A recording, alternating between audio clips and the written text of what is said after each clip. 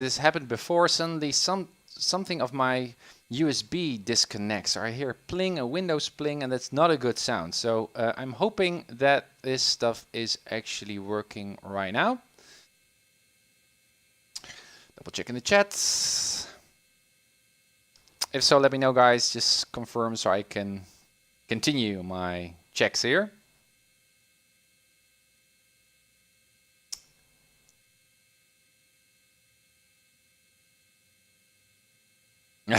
Scandinavian. Well, you didn't need to simulate that failure, did you? No, I didn't. Yes, refresh rate. Thank you, Avanek.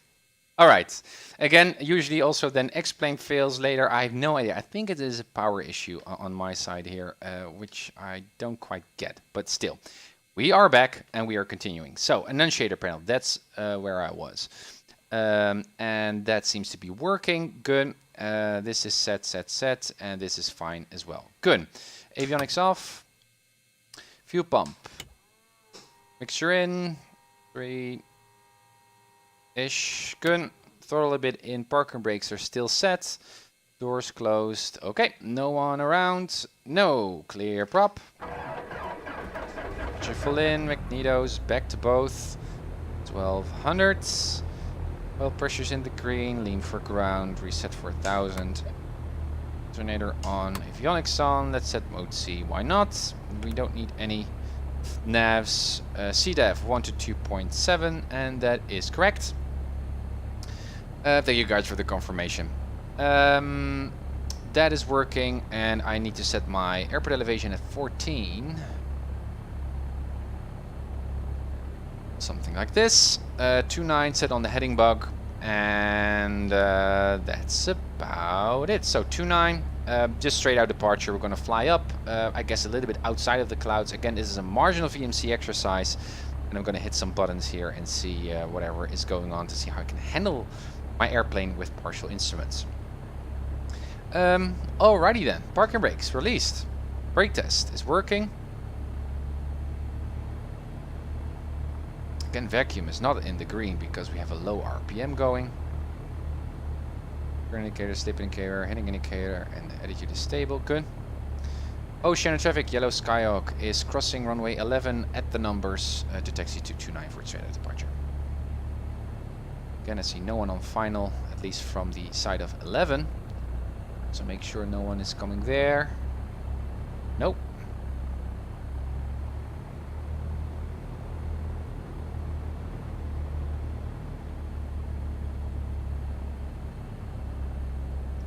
Good. Ocean traffic, yellow Skyhawk is clear of the runway. Taxi 229. So far, so good. I also noted that, or I set XP realistic to give me some more natural heading anticipation movements. So as soon as I make a right or a left turn, then automatically XP realistic changes or tilts my virtual viewpoint, my head point. And I was thinking that if I just keep setting that feature, then once my attitude indicator fails, or I'm flying with partial instruments there, you can see it's already doing something weird. You can see that the attitude indicator is not really nicely aligned here. That's interesting. Perhaps Keith is already messing me up and giving me a vacuum. Well, or it is just reacting on the fact that we are on a low vacuum taxi right now. Never noticed that before, but I saw that we were a little bit banged to the right. Perhaps that's also because the taxi was a little bit banged. I do not know. Anyways, what was I saying? Oh yeah, that then if I set that feature in XP Realistic, then XP Realistic tells me kind of like what my attitude is, because if I make a turn, I can just infer my bank based on that virtual head movement change. So I disabled that one for now, because otherwise I don't have really actual training there. I've done nothing, Keith says. Thanks, Keith. Thanks. And as always, I appreciate you bringing some educational value to my streams with messing me up, but for now I guess it's indeed better for a more structured, conscious way of training and failure systems. Let me see. There we are. 2.9 sets. Okay, engine is warm, mixture full in. 1800, no annunciator messages. Vacuum is in the green, everything is stable, oil pressure is green, good. Left mag looks good, back to both. Right mag, comparable and good enough drop, back to both, awesome. So check here the landing lights to see if the battery is still charging or whether the alternator can still charge the battery. Looks good, back to idle, no annunciator messages. Vacuum is not in the green, but that's as expected. Oil pressure is still there. And the engine doesn't create a noise. Good. Engine seems reliable. Awesome. Again, straight out departure, we're just gonna mess around near the edges here of the clouds. Look at those. Aren't they pretty? I think they are. So, yeah, we just go up and let's just first disable the attitude indicator to see how that goes. I think that's interesting. Thanks for the follows, guys. New, thank you. Welcome aboard. Happy Wednesday. Landing lights on, strobe lights on, trim is set, mixtures full in, fuel tank set to both. Oceano traffic, yellow Skyhawk is departing runway 29 for a straight out departure to 2,000 feet. We're going to do some practice flying maneuvers at the west. Chino. Here we go.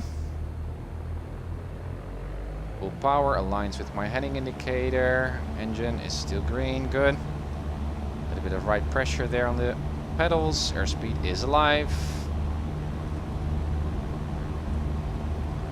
And 60.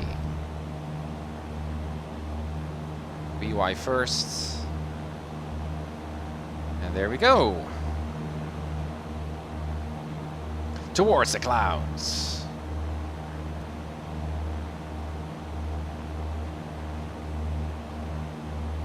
Oh yeah, Scandinavian is a good one.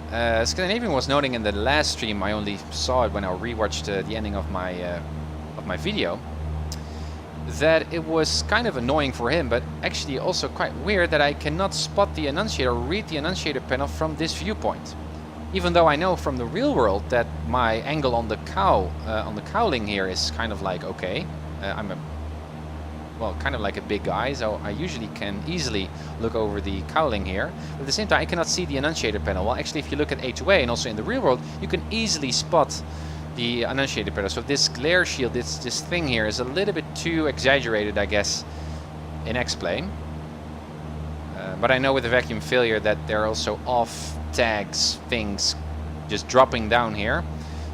But still, it would be good also to have a more clear, direct view of the annunciator panel, so I can immediately see when there's a system failure.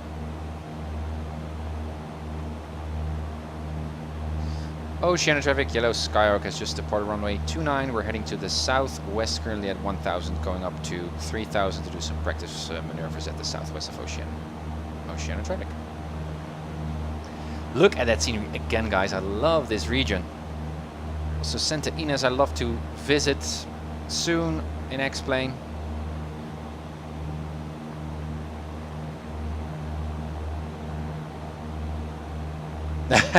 Yeah, Keith, I am. Also been looking at some of the ground school videos on the real world IFR videos. So again, guys, I'm studying 3 things as part of my training. I also base my IFR training on 3 resources mainly. First one is the King Schools, which is, I love John and Martha, and they're quite extensive, also including a lot of procedural stuff like pre-flight and just talking about a lot of, well, general stuff involved with IFR flying. It's really good content. But I'm also making use of the real world IFR video course, training course by PilotEdge, made by Keith. I think also and others, as a almost like a complementary, or not complementary, that's not the good word, but as an addition to that King School's content that provides me with a little bit more realistic, more messy, more hands-on actual feel of what it is like to be an IFR pilot, and the flexibility and creativity that it might require of you as an IFR pilot. A lot of videos there, a lot of great content as far as I browse through it up to now. It's a lot of stuff to study, but I'm loving that content so far. And thirdly, the free IFR PilotEdge workshops on YouTube that you might have already seen, which are kind of like covering the same stuff, but the real world IFR video courses are so much more structured and detailed, much more carefully, at least in my, from what I've seen up to now, much more detailed. It's really great content. Exactly. Yeah, as Keith puts it, the Kings provide the fundamentals for passing the test. Real-world IFR training course by PilotEdge is designed to review what you need to know to fly properly in the system. Yeah, so to actually do the real thing rather than just pass for the test. Yeah. Okay, guys, coming up to the clouds. Doesn't really matter. We're not going to fly into the clouds, but look at those. I think they look so pretty and realistic. If there would be a plugin to get more realistic METAR or weather generation here, I would skip X-Enviro, to be honest. Look at that. The only thing is there is a buggy here where you can see the shitter of cloud shadows. Hoping that will be fixed in the next upgrade of X-Plane 11. Anyways, so here we are. We can do whatever. There is a restrictive area here. And also some deltas. We're already flying above those, so we can freely do whatever we like to. So let's first, I would like to just do some flying without the attitude indicator, because it's such a trusty instrument, just to see what happens. And to make it a little bit more confusing, I'm not going to do straight and level and then set it off, but I'm going to do a little bit of an unusual attitude. For example, let me see, put my hand already at the artificial horizon, right? So something like this. Just a press of a button and you can see just by Wi-Fi instant reaction here in X-Plane. It's really lovely, the X-Plane control pad. So we don't have an attitude indicator right now. So how do I infer the same kind of information? Well, first we got the turn indicator. To be honest, as a VFR pilot throughout my season 1, I never relied, perhaps even too little relied on the turn indicator. Never knew what a standard rate turn was. I just checked it as part of my pre-flight, but actually never considered, other than just making a coordinated turn with the slip indicator, the turn indicator, I never put much value to it. Well, fly without an attitude indicator and you will soon know that it is a trusty ally when you're flying in IMC.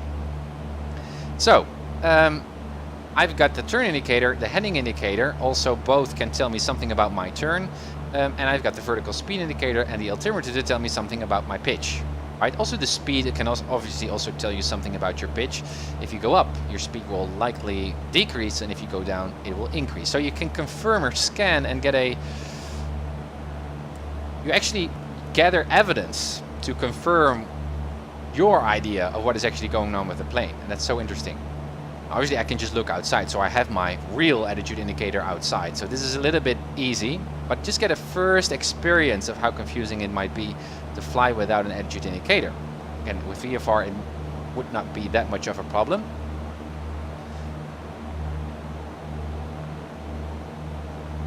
But if I just zoom in, okay. Turn indicator. Oh, I'm going down already. This is weird.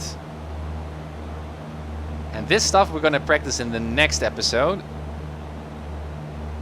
when we go full IMC. I'd rather just train this with a usual Trek IR viewpoint rather than doing it this way. Actually, I was using... Thanks, guys. I will acknowledge your donation or subscription very, very soon. But just to finish my sentence here, this exercise that I'm doing right now, you can do with the X-Plane iPad version. Just zoom in and fly. You can do it just... I did that just yesterday while preparing for sleep, doing instrument flying in bed on my iPad, and it actually works. I don't know if you can set failures, but anyways, it was quite fun. Let me see. Scandinavian, thank you, man. 10 euros for your ever infectious enthusiasm. Thank you so much for being a trustee. Whoa, this is... All right. Focus. Thank you for the follows, guys. Okay, we already got some IMC training here. Let's fly to 210. How steep is my turn? Let's do a standard rate turn. That's actually kind of a shallow turn, as I noticed in the previous stream. Stick at 3,500. I guess trimming is also very important here. Already passed my heading. And there we are. Interesting. Well, what we can do is just for a practice, just just fly through some cloud puffs and have a very brief moment of IMC.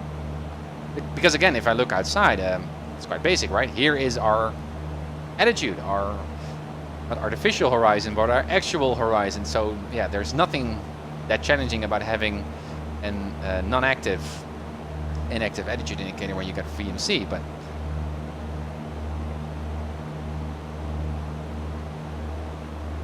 Triple Seven, hey, good to see you. You may want to find a way to cover your attitude indicator.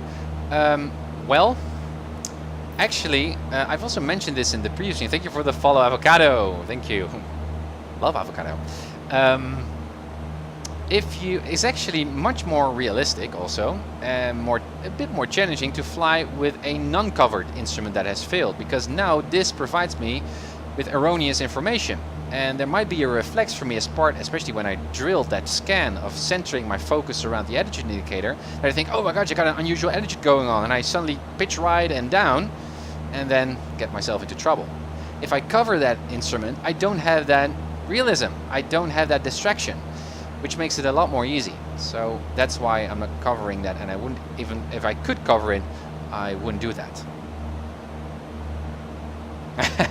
I just like seeing my name as many times as possible on the screen. Okay, look at that cloud layer. Again, it's so pretty. Let's do it again. Don't know how thick it is. I think it is quite substantial, actually.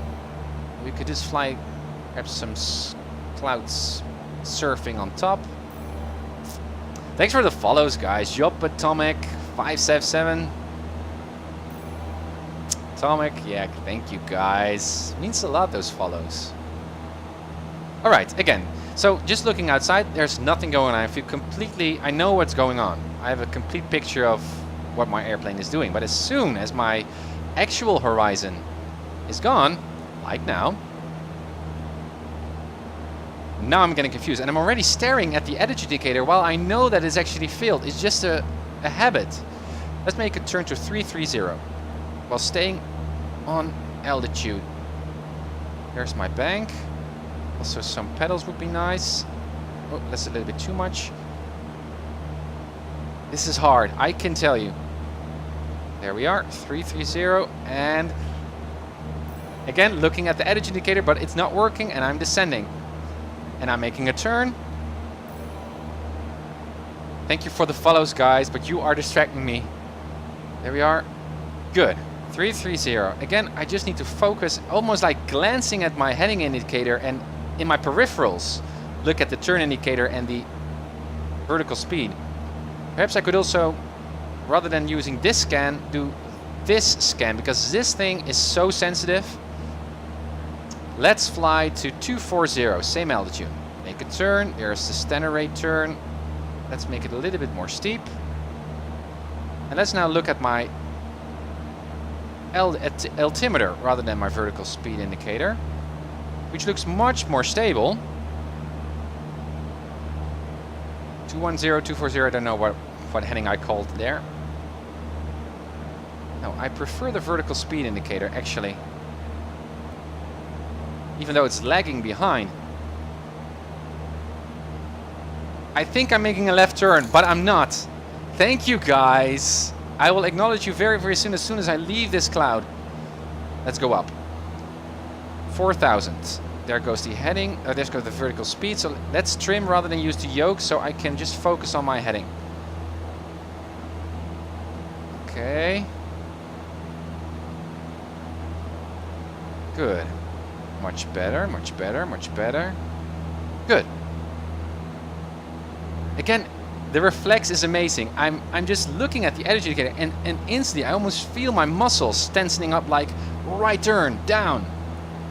It's... try this, guys. Keith, I would not turn at a more than a standard rate. Roger. And thank you, Scandinavian. Oh yeah, I already acknowledged you there for this sub. But again, thank you so much.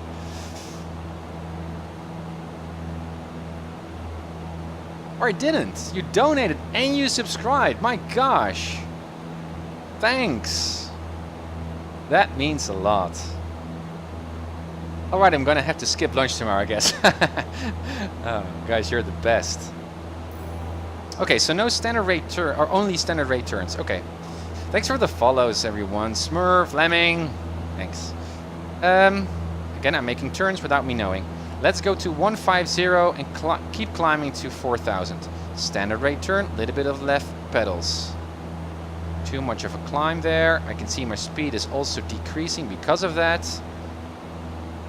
I have to admit though, a little bit too left pedals there, that my yoke is very, very sensitive. So if I just make a tiny correction, elevator correction, my Cessna already yanks up or down. The turn indicator is actually quite nice. Although I'm already past my heading and already on altitude. Look at those clouds. Again, 10 degrees off of my desired heading. That's not good. As an IFR pilot, it should be much more precise. Okay, good. Let's turn to 060, but descend to 3000. Back on the throttle. Make that turn. Standard rate turn. There we go. Little tiny bit of pedals, I guess. Just a tiny. Yeah, that's good. Good descent. Again, I'm noticing that I'm looking at. Wow. Look at that. Peter Pan style. So again, I'm just looking outside. I cannot help it. Here we go. Good standard rate turn. A little bit more than standard. Let's keep it standard there. A little bit less pedals. All right, here we are again. Again, I'm pulling a bit on the yoke, so let's trim first.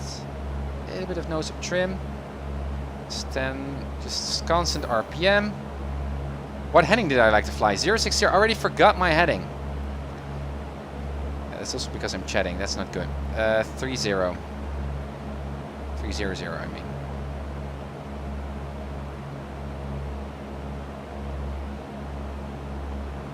I guess that's also an error of fixating, of just trying to focus on one thing at a time, not one instrument, but I'm just thinking like or just a heading, or just the altitude. And even though I'm not fixating on one instrument, I'm only thinking about heading, and forgetting my altitude, or the other way around. So turn indicator, again, looks good. There we are. The turn indicator is quite easy. Much more valuable instrument than I initially thought, to be honest. Okay, heading indicator, bring it back. There it is. Awesome. Let's do... Yeah. Let's do without a heading indicator. Thanks for all the follows, guys. X, Madcat, thanks for the follows. Much appreciated. Now I'd like to fly on my magnetic compass. That's also difficult, and it has all kinds of weird deviations and things that I have studied but forgotten already. So let's see if I can infer that stuff while flying. Heading indicator off. Okay, we're flying 300. Let's go southeast. Southeast. So that would be 130 with a right turn at 3000. A little bit more power there. Okay. What did I say? 130. Alright, still heading in the attitude indicator is my best friend here. A little bit more power. Nose up trim. As you can see, it seems that my compass is not turning that fast. Perhaps it's getting stuck in the chamber there. Or is it really some magnetic kind of physics kind of thing?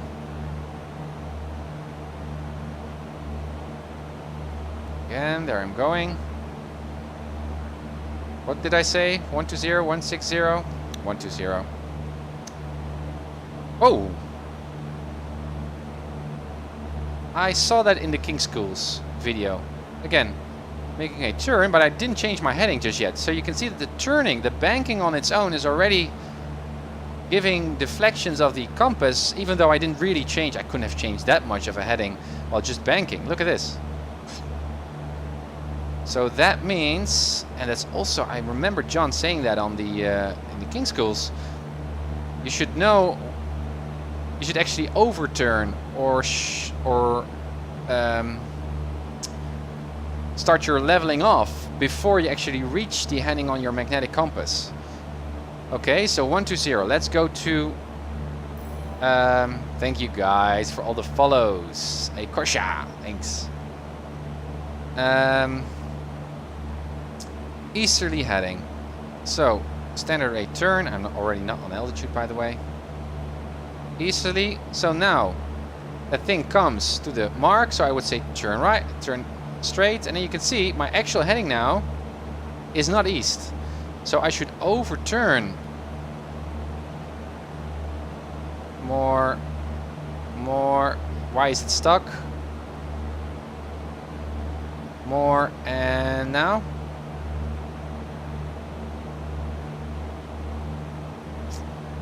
I need to study that theory a little bit more. Because I also like to be precise with that. Nose down.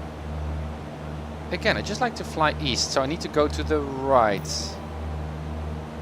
Thanks for the follow, Dees. And again, keep on altitude here. And straight.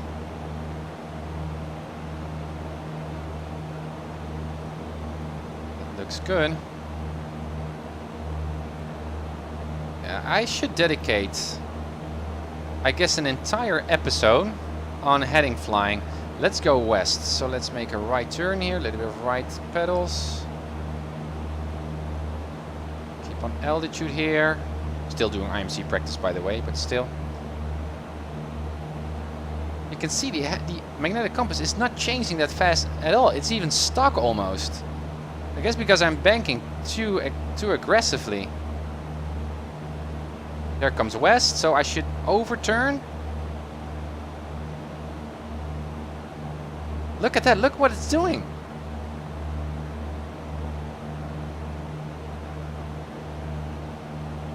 Yeah, I don't know what's going on there. And I know there are rules there. If I fly to the east, I should overturn, and when I go to the west, I shouldn't, or something like that. Again, flying, guys, flying. Imagine flying radials and holding patterns and stuff just on the compass.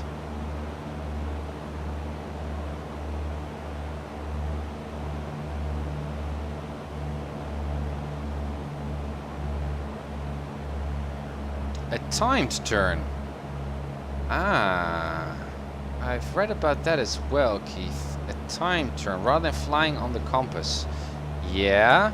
So how can you time? Well, you got the turn indicator, and you know that whatever speed you're flying, if your wing is on that second notch, you've got a 2-minute turn going on. So you know that you are making, yeah, so you can time it. So you know you're going to make 360 degrees in 2 minutes. Come on, Tim, keep it 3000. So you know how many degrees you will turn in a second, and you can say, okay, I'm currently flying, and you look at the magnetic compass, you're flying south, for example, and you need to go to whatever heading, count what many degrees you need to shift to the left, to the right, and then there's a lot of calculation going on there. And so you could say, I need to turn to the left for 10 seconds in a standard rate turn. Yeah, that's also a way to do it. Thanks for the follow, Cole. Thank you. Welcome aboard. Happy Wednesday. Again, I told Mrs. Uncertified that I will be done in about 30 minutes or so. So we got 30 minutes left. Let me see. That was magnetic compass, but not ticked off at all. That should something perhaps be my primarily, well, not primary. I'd like to practice the attitude indicator as well, but that's difficult. I'd like to do that time turn and also just the compass flying in general, because it is relevant. I think it's also fun. It's old school. Thanks for the follow, Andy. Much appreciated. I do not want to have an engine out on this position. It's so fun. This app is so cool. For example, let me see. Something cool that I found. Bird strike. Wow. Just with the press of a button. Smoke in the cockpit. Uh-oh. Uh-oh. That's interesting, isn't it? Vertigo, what you name it. It's just the same failure system, and just with on the Wi-Fi, it's such an easy setup. It's really awesome. So I guess Mrs. Uncertified will quite enjoy herself when she's sitting next to me, and she can press all of those buttons and mess me up. Be assigned the Keith role there.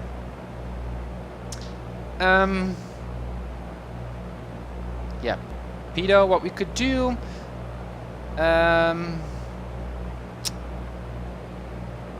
Yeah, that might be fun. I'd like to practice the Pedo tube as well.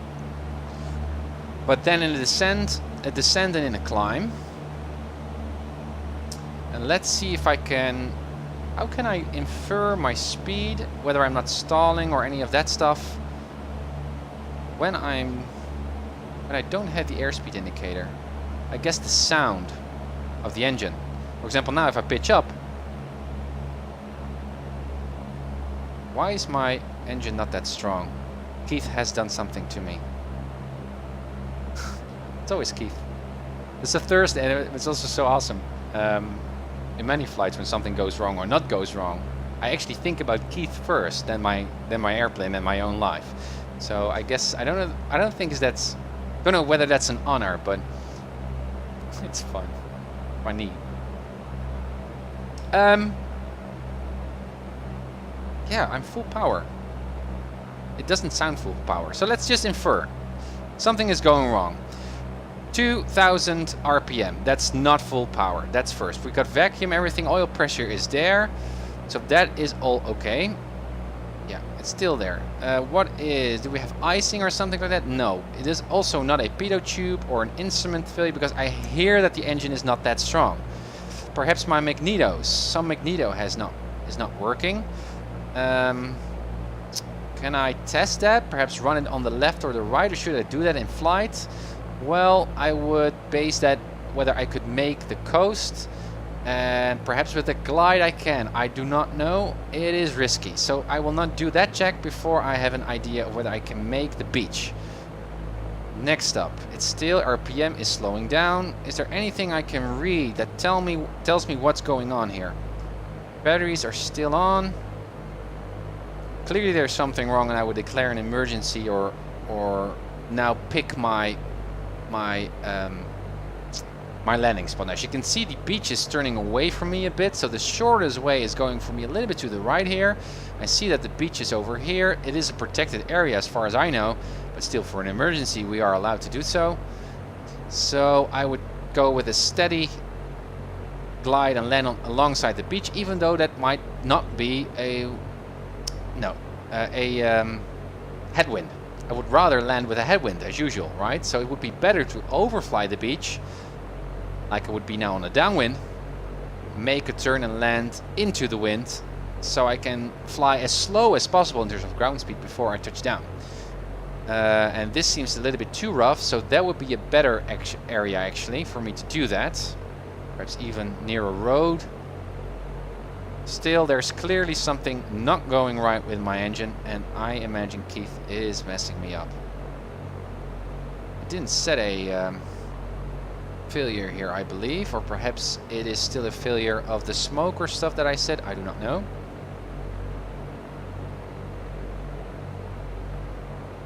Let me see. So, just continue. Again, headwind, there's a lake here, that's not good. This seems better. I would not like to land on sand, I guess, because chances are I would nose ditch in the sand, so that would not be good. But I'm a little bit hesitant there whether I can make such a field. So this would be a good field over here, making a left turn. There's a road also. Yeah, that makes sense.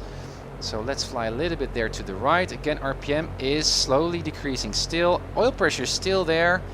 Vacuum is low, obviously because of that low RPM setting. Let's prepare for landing. Parking brakes are not set. Fuel tanks set to both. Open the door. Well, that's not like I would open it, but if you touch down and you crash, the door becomes jammed. So That's one thing that we should do, but it wouldn't be that much open. Landing lights, ELT, should that be already be on before I know that I touch down? I don't know. Ocean traffic, yellow Skyhawk is having engine trouble. We're ditching down south of the airport, I guess 3 miles in some field, hoping that we will survive. Oceano. There we are. Let's pick this field. Still we got some power. Flap, I won't do that because that will give me quite an extensive, significant drag. Only at the last moment I will. I don't want to cross that road though. 1 notch of flap. Here we go, guys. A car. 1 notch of flap 2. Again. There we go. There we go. Doors open, everything is set fast, and my seatbelts should also be a check, by the way. Nose up, nose up, nose up. Oh, engine fire, my gosh. Okay, then I would cut off the mixture, batteries off, everything off. So there's no fuel cut off. I would also do. And there we are, fix, seatbelts released, and get out of the aircraft. And call my mom and cry.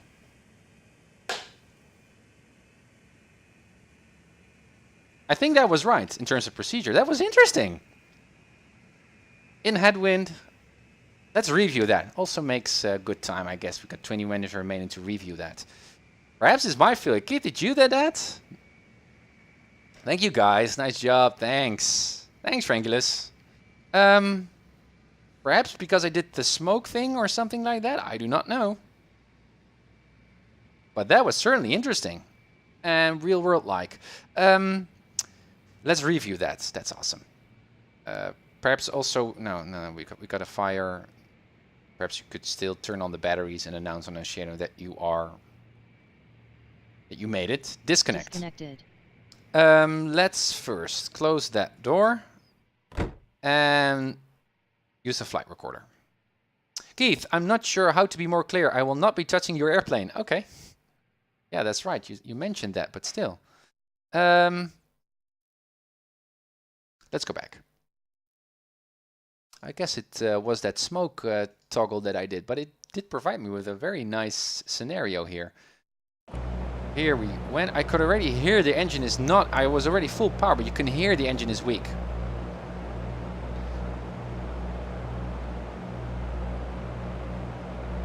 I think I should have hit the repair all button here or something like that. No, I was just descending here. This is when I was deciding to go back into the clouds and do the pitot tube thing, which we're going to do in the next stream, I guess. And here you can see the RPM is already slowly dying on me. Thanks for the follow. Aviaton and Daniel. Thank you, guys. Welcome on the stream. Happy Wednesday. Yeah, here you can see the RPM is... And you saw the smoke. So I guess when I hit the smoke... or the bird strike perhaps, but I didn't hear a hit in terms of sound. Perhaps that was the error. Or the failure, I guess. I don't know. Double check here. No failure is on here on my screen here.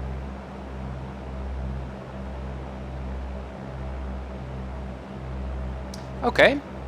Very interesting. So here I noticed, and I know that was a quick call. I immediately knew something was going on. The first thing that was on my mind was actually icing.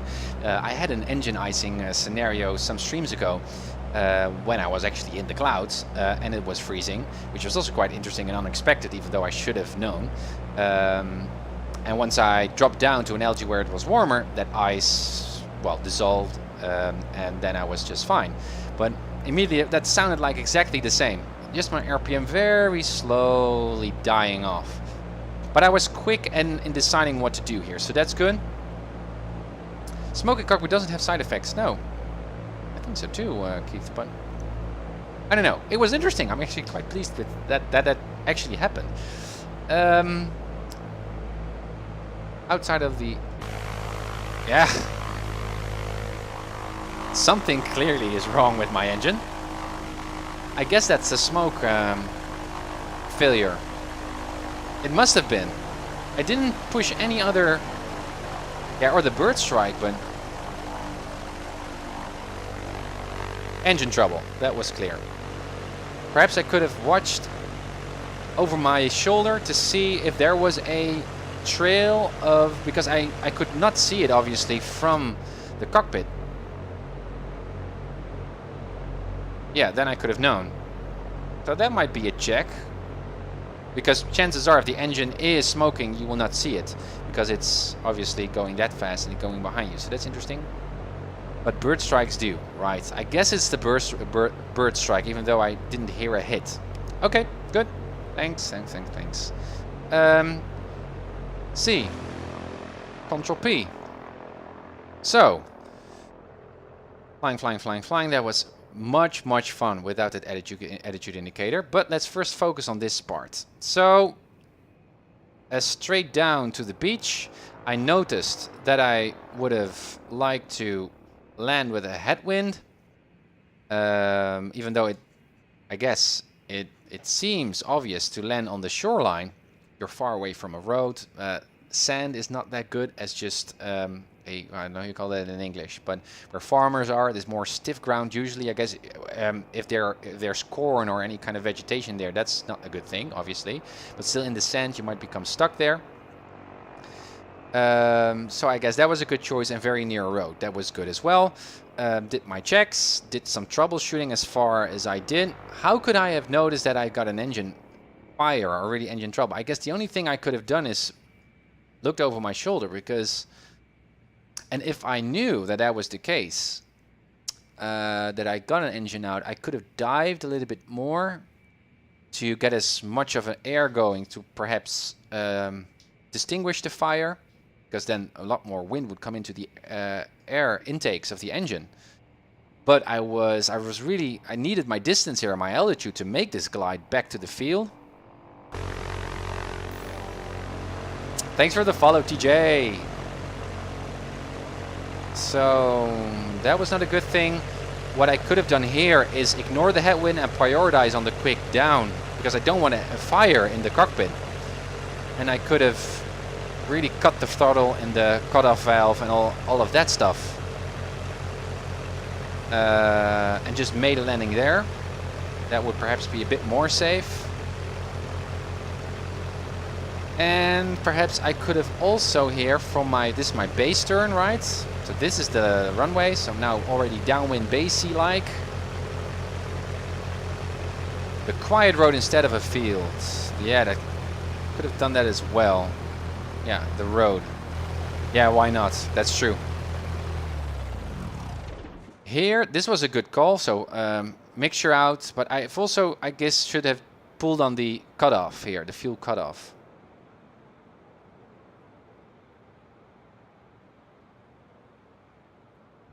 That was good. That was nice. It was a soft field landing though, and I wasn't pulling on my yoke. Again, it's an emergency, but I could have done that and elevated the nose as long as possible before I put that nose wheel down. And here the door was already open. That was also a good call. Unleashed my seatbelts and left the airplane. That was interesting. Not bad. Not bad. Best glide speed. Yeah, I know it's 777. I know. But I was focusing on making that field, I guess. Still had some RPM going. Yeah. Interesting. Very, very interesting. Control P.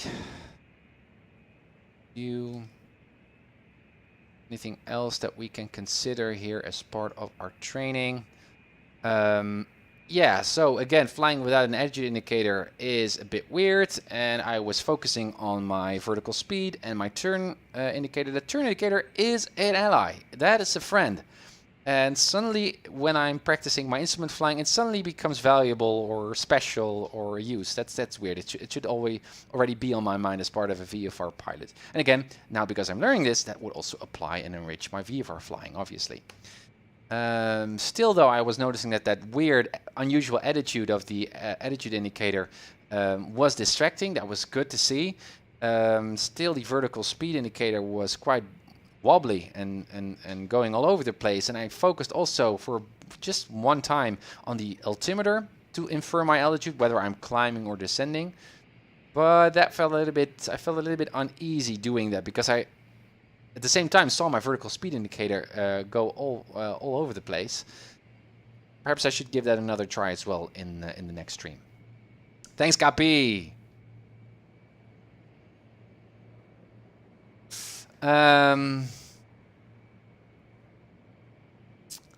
Yeah. Anything else? Oh yeah, the speed. That's also something that I would like to do next time. So even though the pitot tube getting stuck, and I don't have a so the airspeed would get stuck at a particular airspeed, where the pitot tube, at the moment that it got stuck, with flying VFR, also with the pattern, it wasn't that much of a concern. I could infer my speed and listen, also infer the stall speed based on the winds and what my engine was doing. That was something that I was already familiar with, and I feel at ease with, I think.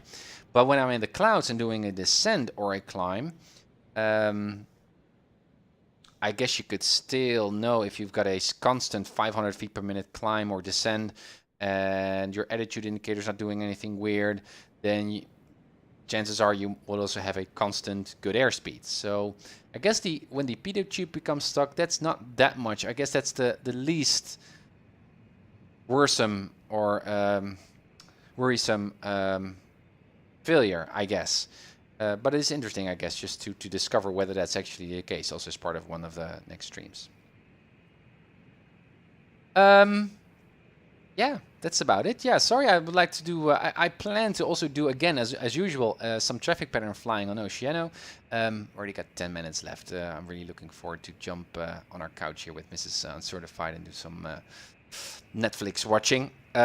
So that's not what I'm going to do, but for the next stream I'm going to do again partial instrument flying, again do a really brief reminder of the attitude indicator. It deserves some more practice, but mostly, yeah, that was the thing, flying on the magnetic compass and do timed turns, but also just flying on the magnetic compass and also have a better understanding of what's actually going on there, whether I should overturn a heading or shortcut that turn. Because I think that it also depends on whether you're flying to the west or to the east, and also I think the physical dynamics of the magnetic compass in that thing, in the bubble, in that unit.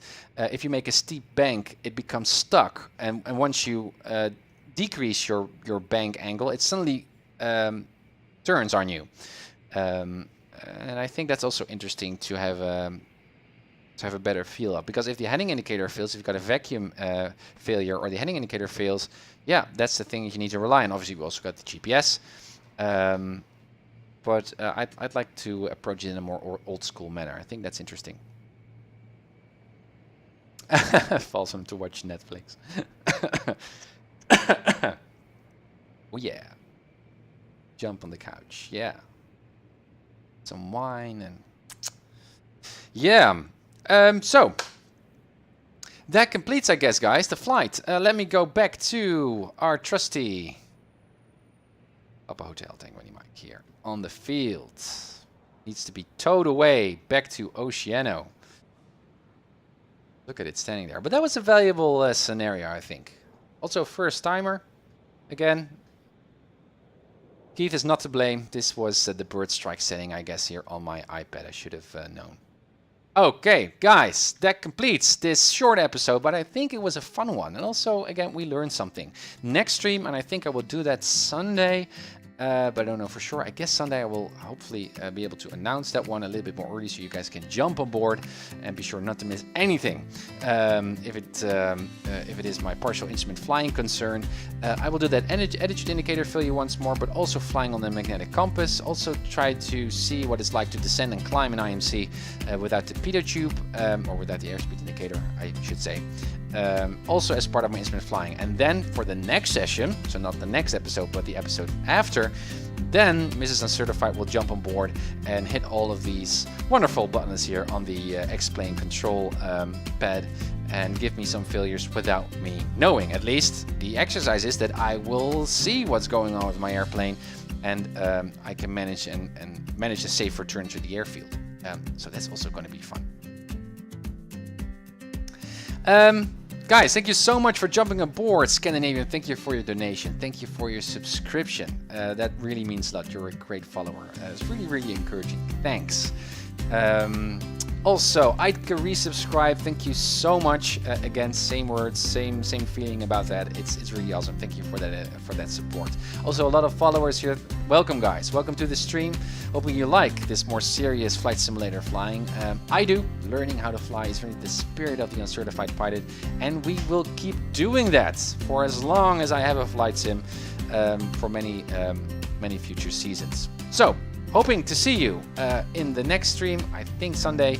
And as always, happy flights, blue skies, and hoping to see you then. Bye.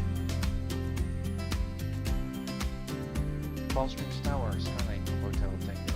Mike is 10 miles north of the airport at 3,000. With information X-ray on for a full stop. Landing 123 left if that's available. Papa Hotel Tango, India Mike, Palm Springs Tower, Squawk 6250. 6250. Papa Hotel Tango, India Mike, Palm Springs altimeter is 2985, radar contact about 10 miles west of the Palm Springs VOR. Presently landing runway 31, you're requesting straight in for 13. If that's available, yes please. Correction, Papa Hotel Tango, India Mike, make straight in runway 13 left and clear to land. Wind is 0905. Clear to land, runway 13 left, Papa Hotel Tango, India Mike, thanks. Palm Springs clearance plus 4658 is type PC12 land call request clearance to Vegas S5. Plus 4658, Palm Springs clearance. Good afternoon. Unable to give you S-file. I'll be forward, gentlemen. Plus 4658 is cleared to the Las Vegas Airport. We have flight Cathedral 1 departure procedure to Palm Springs. Victor 370 to 29 Palms. Victor 538. Cresso. Join the Cresso 3 arrival. Maintain 7,000. Expect flight level 2, 405 minutes after departure. Departure frequency 126.7, squawk 6316. Force 58 is cleared to Vegas via Cathedral 1, Palm Springs, Victor 37029, Palms, Victor 538, Cresso 3, initially climb 7,000, expected for 0 after 5, departure 167, squawk 6316 plus 165. Plus 4658, reback is correct. Tango Mike, taxi to the ramp via Echo remain this frequency. Taxiing to the ramp via Echo remain on this frequency. Papa Hotel Tango, Mike. Ontario Tower, Cessna 237 Charlie Alpha, approximately 4 miles to the west, inbound to land. Number 237 Charlie Alpha, roger, inner left, traffic, left downwind, runway 26 left, report base. Enter left downwind 26 left and report your base, 237 Charlie Alpha. Charlie Tower, United 242 on the visual for 20 right, will be turning for a right base shortly. United 242 Jolly Tower, runway 20 right, clear to land, wind 170 at 13. Clear to land, 20 right, United 242. Palomar Tower, King Yankee Kilo, ILS 524. King 520 Yankee Kilo, Palomar Tower, runway 24, clear to land, wind 210 at 11. Land 242. Number 237 Charlie Alpha, runway 26 left, clear to land. 26 left, clear to land, 7 Charlie Alpha, thank you. Palm Springs Run plus 4658 East Trend with weather calling for taxi. Plus 4658, Palm Springs ground, runway 31 right, taxi via Echo and Bravo. Trail right via Echo Brown 465. Riverside Tower, good morning, November 2903 Alpha with you on the ILS. Number 2903 Alpha, Riverside Tower, good afternoon. Runway 9 clear low approach, report to miss. November 2903 Alpha, clear low approach, runway 9. Next report is with Palm Springs Tower plus 4658 ready to go 3 on right head bra. Skywest at 330 on radio check. Plus 4658, Palm Springs Tower, runway 31 right, clear for takeoff. Clear for takeoff 3 on right plus 465. Palomar Tower, King Yankee Kilo, located at 24. King 0 Yankee Kilo, rush taxi into the ramp via Alpha. Via Alpha, Kilo base. Plus 4658, contact SoCal departure. Contact departure 465. Cessna 7 Charlie Alpha is clearly active, taxi to the GA parking booth. Number 7 Charlie Alpha, remain on this frequency, taxi into the south ramp via Sierra. South ramp via Sierra with you, 7 Charlie Alpha, thanks. Number 2903 Alpha going around. Number 03 Alpha, confirm going around or going missed? November 2903 Alpha going missing. Number 03 Alpha, roger, execute the published missed approach procedure. Flying the public missed approach procedure. Number 2903. Piper 2903 Alpha, contact SoCal departure. Contact Iran, 03 Alpha. Number 03 Alpha, departure frequency will be 135.4. 135.4 for departure. Number 2903 Alpha. Ontario Tower, November 516 Delta Mike, inbound ILS 26 left. Number 516 Delta Mike, Ontario Tower. Good afternoon, Ontario. Wind is calm. Runway 26 left, clear land. 26 left, clear land, 6 Delta Mike. Ontario Tower, November 36. Correction 516 Delta Mike, clear of the active at uniform, taxiing to the south apron. Number 6 Delta Mike, roger, taxi on the south ramp via Sierra. Remain on this frequency. Via Sierra on this frequency, 6 Delta Mike. Riverside Tower, good evening. November 2903 Alpha is busy on the visual approach on which you said. Present left hand down and on Number 2903 Alpha, Riverside Tower, runway 27, clear land. clear land on runway 27. Riverside.